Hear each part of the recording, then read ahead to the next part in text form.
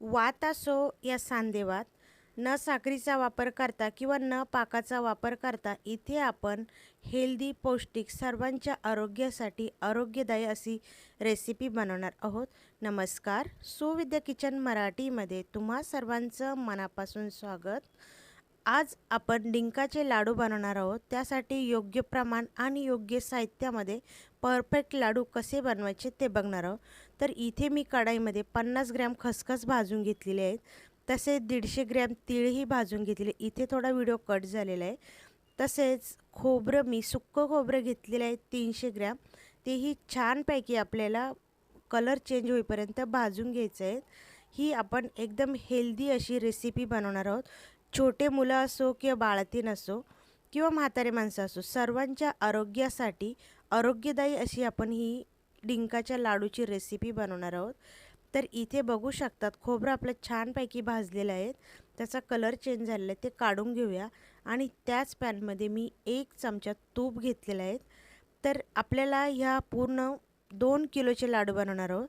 त्यासाठी मी 250 ग्रॅम तूप घेतलेले आहेत.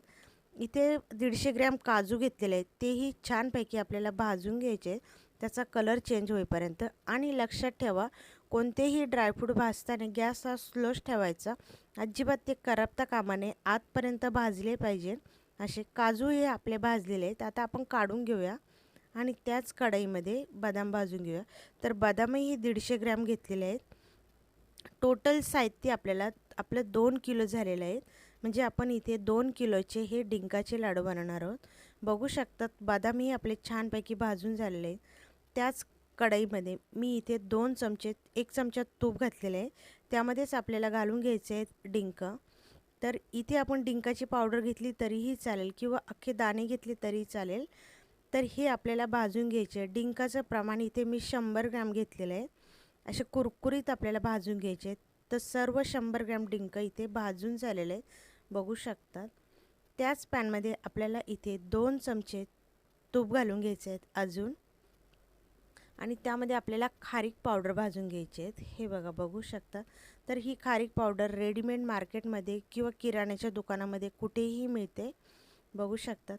आणि जर तुम्हाला खारीक पावडर आणायची नसेल, घरीच जर पावडर करायची असेल खारीकची, तर खारीक आणून ती थोडीशी कुटून घ्यायची किंवा ठेचून घ्यायची आणि नंतर ती मिक्सरमध्ये खोबरं आणि खारीक भाजून मिक्स करायची आणि नंतर वाटायची. त्याने काय होतं, आपली खारीक पावडर एकदम फाईन होते. नाहीतर अशी मार्केटमध्ये मिळते तशी नाही मिळत. तर इथे मी अर्धा किलो खारीक पावडर घेतलेले आहेत. हे बघा, बघू शकतात. आणि थोडं थोडं करून इथे आपल्याला तूप घालून घ्यायचं आहे. म्हणजे खारीक पावडर ही छानपैकी भाजली पाहिजे आणि ती ओलसर बी झाली पाहिजे, म्हणजे जेणेकरून लाडू वळताना आपल्याला काहीच प्रॉब्लेम होणार नाही. हे बघा, मी थोडं थोडं करून इथे कंप्लीट 250 ग्रॅम तूप घेतलेले आहेत, सर्व पूर्ण 2 किलोच्या लाडूसाठी. हे बघा, इथे आपली खारीक एकदम परफेक्ट भाजलेली आहेत. आणि लक्षात ठेवा, खारीक भाजताना सतत हलवत राहायचे आहेत आणि गॅस हा अजिबात मोठा करायचा नाही, बारीक गॅसवरतीच भाजून घ्यायचे आहेत. तर इथे आपली खारीक पावडर भाजून झालेली आहेत. आपण सर्व साहित्य भाजून घेतलेले आहेत. हे बघा, एकदम परफेक्ट भाजलेले आहेत. सर्व साहित्य भाजून घेतलेले आहेत. काजू, बदाम, खारीक, खसखस, तीळ, डिंक आणि खोबरं. हे बघा, खारीक पावडर ही छानपैकी तिचा कलर चेंज होईपर्यंत भाजलेले आहेत.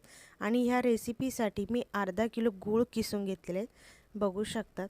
तर आता आपल्याला हे सर्व जिन्नस मिक्सरमध्ये वाटून घ्यायचे आहेत आणि एखादी मोठं भांडं म्हणजे परात बिरात घ्यायची आहे. बघू शकता, डिंक हा आपला वाटून झालेला आहे मिक्सरमध्येच. आणि सर्व साहित्यही वाटून घेऊया. डिंक जर वाटायचा नसेल मिक्सरमध्ये, तर तुम्ही ठेचूनही घेऊ शकतात किंवा हाताने क्रश केला तरीही चालेल. सर्व आपलं हे वाटून इथे झालेलं आहे. आता काय करायचं, आपल्याला खारीकमध्ये मिक्स करून घ्यायचं आहे गूळ. म्हणजे आपले लाडू वळताना आपल्याला पाकाची गरज अजिबात पडणार नाही आणि छानपैकी तो मिक्सही होतो. तर काय करायचं, पहिली खारीक घ्यायची, त्यावरती गूळ घालायचा आहे मिक्सरमध्ये आणि अजून वरती त्याच्यावरती खारीक घालायची आहे. म्हणजे गूळ आपल्या मिक्सरमध्ये चिकटणार नाही आणि एकदम परफेक्ट होईल. खारीकलाही छानपैकी ओलसरपणा येईल. आणि हे सर्व साहित्य आपल्याला वाटून घ्यायचं आहे, पण वाटताना हे थंड झाल्यानंतरच वाटायचं. हे बघा, बघू शकतात. आणि मिक्स करून घ्यायचं आहे. मिक्स करताना जर तुम्हाला असं जाणवलं की हे थोडं करकरीत आहेत म्हणजे सुक्कं आहेत, तर इथे तुम्ही थोडंसं तूप गरम करायचं आणि त्यावरती घालून घ्यायचं. मी बी थोडं घातलेलं आहे त्यावरती तूप, आणि त्या गुळाचा पदार्थ असल्यामुळे जायफळ घालायचं. अशा प्रकारे हे सर्व मिक्स करून घ्यायचं आहे छानपैकी आणि लाडू वळायला घ्यायचे. तर इथे मी थोडेसे पिस्त्याचे कापही घेतलेले आहेत लाडूला लावायसाठी. हे बघा, एकदम परफेक्ट असा लाडू वळला जातो, अजिबात प्रॉब्लेम होत नाही.